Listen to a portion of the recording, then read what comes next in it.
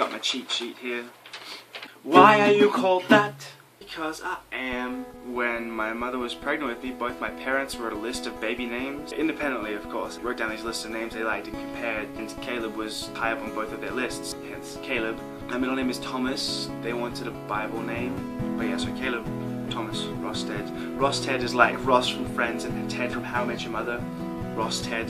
About 10 years ago, my brother Tyler and I, we did this. Windows used to have this little media audio recorder. It was kind of like an app because it was so small. We used that and we used a webcam microphone, and we recorded this version cover of a Good Charlotte song. It was probably the anthem or something. And then when we were trying to come up with a name to label it, I think my brother suggested Rockstedt. I kind of have run with Rockstedt since in all my musician stuff that I've done. I don't like using my last name on the internet. Maybe it's a little bit of paranoia somewhere in the back of my head. Maybe I'm just being a little overly cautious. I feel that could be a little dangerous at times. So I go by Rockstedt for pretty much everything online. I guess it makes me sleep better at night or something. And so it's Rockstedt.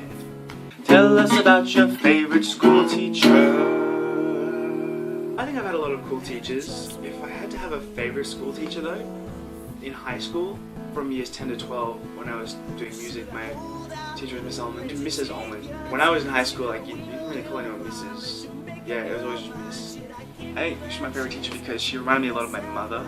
She was just adorable and smiley and loved us all. Music was still my favorite class anyway, but she made it just even better. I originally was doing maths and science classes, I think about being a pharmacist. I was always reasonably good at all that stuff. During year 11 and 12, I just realized it brought me no joy whatsoever, and I really think you should do something you love. When the whole future seems to be really miserable, you know you have to change something in your life. That's when I kind of started really considering music as something to do with my life than just a hobby or like what I loved. So the music love was kind of like my sanctuary at times in high school. What's the strangest food you've eaten?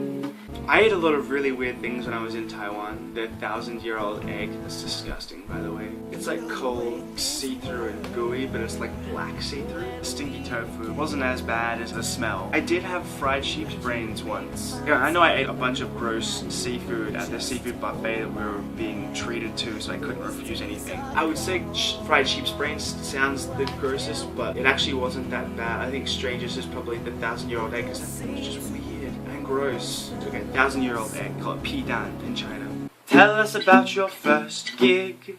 As a musician or as an audience member? Okay, the first thing that I bought tickets to myself was when I went and saw Silverstein with my friend Sarah in Byron Bay 6-7 years ago.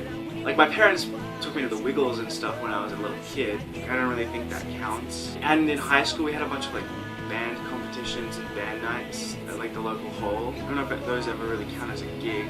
As a musician, I did some busking. I played in several Battle of Band type competitions throughout high school. Or when I won the Battle of Bands competition in year 12 in a trio.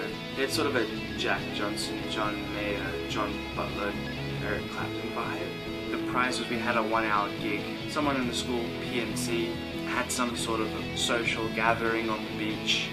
About 40 to 50 people went to, and they asked us to. I don't know if we got paid for that. I don't know, I think we did get paid for it, but it was like $50 for the 3 of us. I think Sam spent it for all of us. We were too fussed about it because it was a gig and it was cool.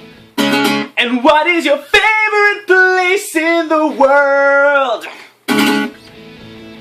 Favorite place in the world? That's a bold statement. As in terms of I'd want to spend the most time there. I'm kind of loving where I am right now in Sydney. I think there's kind of different places for different stages of life. YouTube, that's the answer. My favorite place in the world is YouTube. So besides YouTube, Sydney's probably my favorite place in the world right now. And who do you want to do this survey next? Daniela Vlogs, Neon Dreams Collide, and I Talk to Snakes. And I'll put the links down below. Why am I called that? Why are you called that? The Undercover Rockstar? Well, technically it's like the Undercover Rockstar, because I didn't have enough letters in the username, so I eliminated one of the R's because it's all one word anyway. People just read it as the Undercover Rockstar. I was creating a second channel, instead of just calling it like Caleb Vlogs, that went with my whole Rockstedt thing, which is cool, but it's like technically the Undercover Rockstar. Not that I've ever been under a code, or you can technically be under a code, unless you're underwater in a code. How would you be under a code then? It's getting way off. It's kind of pretentious in one sense, but in the other sense, it's kind of like Charlie is so cool, like, it's not really that pretentious, it's really down to earth. Hopefully people will love me and think that I'm cool. Love me. Rockstedt.